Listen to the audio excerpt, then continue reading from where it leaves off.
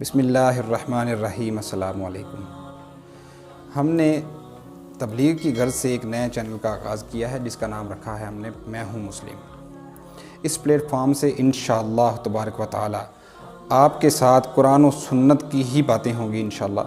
قرآن و سنت کے باہر کوئی بات جو ہے وہ نہیں ہوگی، تمام باتیں آپ سے ڈسکس کریں گے، اور اس کا مقصد یہ ہوگا کہ انشاءاللہ تعالی اللہ تبارک و تعالی ہم کو اس پر عمل کرنے کی توفیق عطا فرمائے تاکہ ہم دنیا و آخرت میں سرخرو ہو سکیں۔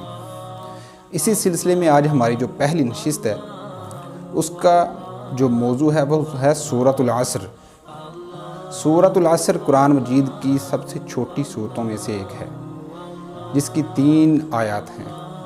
ان 3 آیات کا جو ترجمہ ہے وہ اتنا جامع ہے کہ اگر قرآن مجید کی صرف اسی صورت کو لے لیا جائے تو اس کا ہی جو اللہ تعالیٰ تبارک و تعالیٰ نے اس میں جو انسانیت کو سبق دیا ہے اس پر ہی عمل کر لیا جائے تو گویا انسان کی فلاح اسی میں ہے۔ تو انشاءاللہ ہم یہ ٹاپک ڈسکس کرنے لگے ہیں، اللہ خیر کرے گا انشاءاللہ تبارک و تعالیٰ۔ بسم اللہ الرحمن الرحیم۔ والعصر ان الانسان لفی خسر الا الذین آمنوا وعملوا الصالحات وتواصوا بالحق وتواصوا بالصبر صدق اللہ العظیم۔ اللہ تبارک و تعالیٰ نے سورۃ العصر کی پہلی آیت میں فرمایا والعصر، زمانے کی قسم۔ اللہ تبارک و تعالیٰ نے زمانے کی قسم کیوں کھائی؟ حالانکہ اللہ کی قسم نہ کھانے سے بھی بات کا وزن تو وہی ہے، کیونکہ وہ خالق و مالک کائنات ہے۔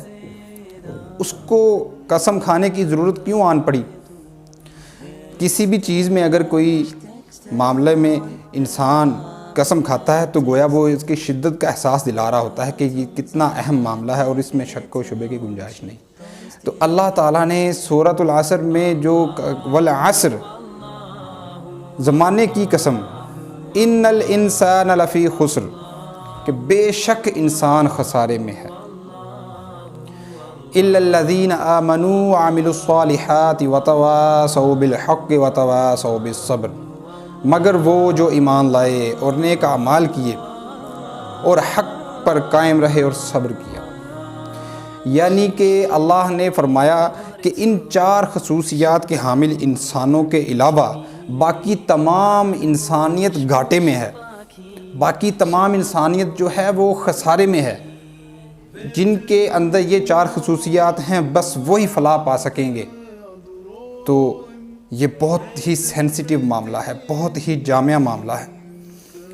آج کل ہمارے جو مسلمان بھائی ہیں، ہماری جنرل پرسپشن جو وہ یہ ہے کہ اگر ہم ایمان لے آئے ہیں اور اس کے بعد ہم نے جو نماز اور جو دوسرے اذکار ہیں، یعنی کہ نماز، روزہ، حج، زکوٰۃ، جو اگر یہ اپنا فرض پورے کر لیے ہیں تو گویا ہم نے اسلام کا جو ہمارے پر ذمہ داری تھی وہ پوری کر لی۔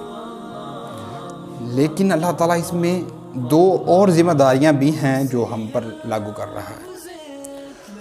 وہ 2 اور ذمہ داریوں کے بغیر پہلی ذمہ داریاں پوری کرنے سے ہم فلاح بالکل بھی نہیں پائیں گے، کیونکہ اللہ تعالیٰ کی طرف سے واضح طور پر اس چیز کا حکم ہے کہ ان 4 چیزوں کے علاوہ باقی تمام انسانیت خسارے میں ہے۔ تو کیوں کر ہم نماز اور روزہ، حج، زکوٰۃ ان کو پڑھ کر، ان کو ادا کر کر کیسے فلاح پا سکتے ہیں؟ گویا یہ تو ایسے ہی ہے کہ ہم نے آدھے حکم کو مان لیا اور آدھے سے آنکھیں بند کر لی۔ ابھی اس کا کنٹینٹ یہ ہے کہ اگر آپ نے ایمان لے آئے، ایمان لانے کے بعد آپ نے جو ہے وہ ذکر و اذکار کیا، 2 شرائط آپ نے پوری کر دی، باقی 2 کا معاملہ تو پھر ایسے ہوا اگر آپ نے حق و دین کی جو حق ہے، حق کو آگے مسلمانوں تک نہ پہنچایا، دوسرے جو انسان ہیں، دوسرے جو کافر ہیں، غیر مسلم ہیں، ان تک نہ پہنچایا، تو بالکل ایسے ہی ہے کہ جیسے آپ خود کو تو جہنم سے بچانے کی کوشش کر رہے ہیں لیکن اپنے جو دوسرے مسلمان بھائی ہیں ان کو آپ ویسے کا ویسے ہی چھوڑ رہے ہیں۔ اپنے گھر میں اپنے بھائیوں کو، اپنے بہنوں کو، اپنے جو باپ ہیں وہ نمازیں نہیں پڑھ رہے، نمازیں پڑھنے کے بعد وہ دوسرے جو معاملے ہیں جیسے کہ حق پر قائم رہنا بھی بہت بڑی بات ہے. اگر ایک انسان حق پر قائم نہیں رہتا تو بالکل بھی اس کے جو روزے ہیں، اس کی جو نمازیں ہیں، اس کو فلاح نہیں دے سکے گی. اللہ تعالیٰ نے یہ قرآن مجید کی 30ویں پارے کی اس سورہ میں جو 3 آیات پر مشتمل ہے واضح فرما دیا ہے. ابھی 2 اذکار جو ہیں وہ ایک انسان اگر پورے کرتا ہے وہ تو بہت ہی آسان ہے، اس میں گویا کوئی معاملہ نہیں ہے، لیکن اس کے باوجود بھی انسان جو ہے نمازیں نہیں پڑھتے. بالفرض اگر ایک بندہ نماز پڑھتا ہے، نماز پڑھنے کے بعد اس پر جو بھاری ذمہ داری عائد ہوتی ہے وہ حق کی تلقین کرنا ہے. ابھی ہمارے معاشرے میں جو ہے سودی معاملات بہت زیادہ ہیں. ہمارے معاشرے میں جو ہیں جوا بہت زیادہ ہے، زناکاری بہت زیادہ ہے. ہمارے اندر معاشرتی جو برائیاں ہیں وہ کوٹ کوٹ کر بری ہوئی ہیں.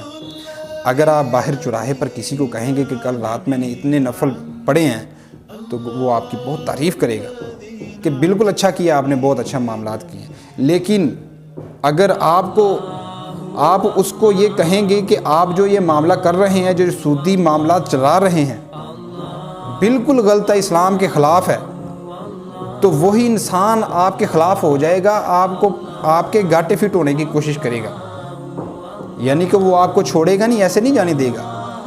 تو حق پر قائم رہنا کتنا مشکل ہے آپ اس سے اندازہ کر لیں کہ آپ کسی کو غلط معاملے سے ہٹائیں گے تو وہ آپ کے دشمن ہو جائیں گے. اور جب آپ کسی کو حق پر لگائیں گے تو اس حق پر لگانے کے بعد جو مشکلات ہیں ان کا اللہ نے کہا ہے صبر سے مقابلہ کرنا ہے. اس سے ڈر کے پیچھے نہیں ہٹ جانا کہ بس میں نے جو ہے ایک دو کو اس کی تلقین کر دی تو گویا میرا کام پورا ہو گیا. نہیں، ایسے نہیں ہے. اللہ نے فرمایا کہ ان 4 انسانوں کے علاوہ باقی جو دوسرے تمام ہیں وہ خسارے میں ہیں. تو ہم کو یہ سمجھنا ہوگا، ہم کو پہلے خود کو اس معاملے میں ڈالنا ہوگا، خود کو اس طرح کا قابل بنانا ہوگا کہ ہم خود نماز پڑھیں، زکوٰۃ دیں، روزے رکھیں، تارک شریعت نہ ہوں، اور اس کے بعد ہم اپنے دوسرے بھائیوں کو بھی جہنم کی آگ سے بچائیں. یہ ہمارا فرض اول ہے، اس کے بغیر ہماری نجات نہیں. اور اگر بالفرض حق کی تلقین کرنے کے بعد دین کی دعوت دینے پر سختیاں، تنگیاں، مصیبتیں آتی ہیں تو ان کو صبر سے ہینڈل کرنا ہے، ان کو صبر سے برداشت کرنا ہے. اگر یہ معاملے تمام کے تمام ہم نے کر لیے تو انشاءاللہ اللہ تبارک و تعالی ہم کو اس دنیا میں اور آخرت میں فلاح دے گا انشاءاللہ. اگلی ویڈیو میں اسی طرح کسی اچھے موضوع کے ساتھ آپ کو تبلیغ کرنے کے لیے حاضر ہوں گے. آج کی نشست کے لیے اتنا ہی. آئندہ کے لیے دیں اجازت. اپنا خیال رکھیے گا.